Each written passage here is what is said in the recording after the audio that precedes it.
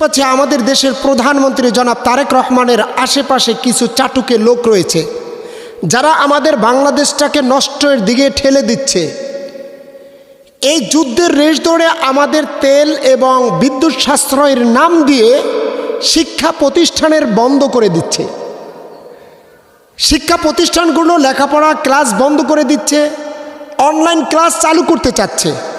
অথচ আমরা দেখতে পাচ্ছি সংসদের ভিতরে আজকে ওইরকম একটি দামি জায়গায়, যে জায়গার ভিতরে প্রতি মিনিটে লক্ষ টাকা কারেন্ট বিল এবং খরচ বহন করে, সেই জায়গার ভিতরে এখন দল এবং বিরোধী দল দুই দল মিলে এরা এখন হা ভোট অথবা না ভোট হবে কি হবে না এই নিয়ে ফালতু আলোচনার মাধ্যমে এরা সংসদটাকে নষ্ট করতেছে। আমি বলতে চাচ্ছি, যদি এরকম ফালতু আলোচনার জন্য মূলত সংসদ নয়, সংসদের ভিতরে গিয়ে একদল উঠে যাচ্ছে, মারামারি হচ্ছে, এটা আমাদের দেশের জন্য ভয়ঙ্কর পরিস্থিতির শিকার হচ্ছে। আমরা আপনাদেরকে কেন পাঠিয়েছি ওখানে টকশোতে, কে তর্ক বিতর্কিতে জিতবে এজন্য আপনাকে পাঠানো হয় নাই। এই সংসদের ভিতরে পাঠানো হয়েছিল দেশের কাঠামো মোড় ঘুরানোর জন্য, উন্নয়নের কাজ করবেন এই জন্য। অথচ দেশ ও জাতির একটি শিক্ষা তাদের ভবিষ্যৎ প্রজন্মকে শিক্ষা দেয়। শিক্ষিত সমাজ যখন হবে আমাদের দেশের উন্নয়নের মান বাড়বে। শিক্ষার মান যখন কমে যাবে আমাদের দেশ আস্তে আস্তে আস্তে আস্তে নিচু হয়ে যাবে। কিন্তু আমরা দেখতে পাচ্ছি আমাদের গরিব রাষ্ট্রের ভিতরেও স্বৈরাচারের সময় সাপ্তাহিক 2 দিন ছুটি ঘোষণা করেছে। এটা আমরা কতটুকু ভালোভাবে নিব এটা আমরা জানি না। অথচ প্রতিটা প্রতিষ্ঠানের যারা শিক্ষক মণ্ডলী রয়েছে লক্ষ লক্ষ টাকা, কোটি কোটি টাকা তারা নিচ্ছে, বেতন ভাতা হিসেবে সম্মানী প্রদান করতেছে। এটা জনগণের টাকা, রাষ্ট্রীয় টাকা তারা নিচ্ছে। অথচ সপ্তাহে 2 দিন ছুটি দিচ্ছে, শুক্রবার শনিবার, তারপরে গ্রীষ্মকালীন ছুটি, শীতের ছুটি, ঈদের ছুটি, পূজার ছুটি, খ্রিস্টানদের বড়দিনের ছুটি, এভাবে বিভিন্ন প্রজন্ম দেখিয়ে দেখিয়ে ছুটি কাটিয়ে আমাদের লেখাপড়ার 12টা বাজিয়ে ফেলতেছে। আজকে এগুলো প্রতিবাদ করবে?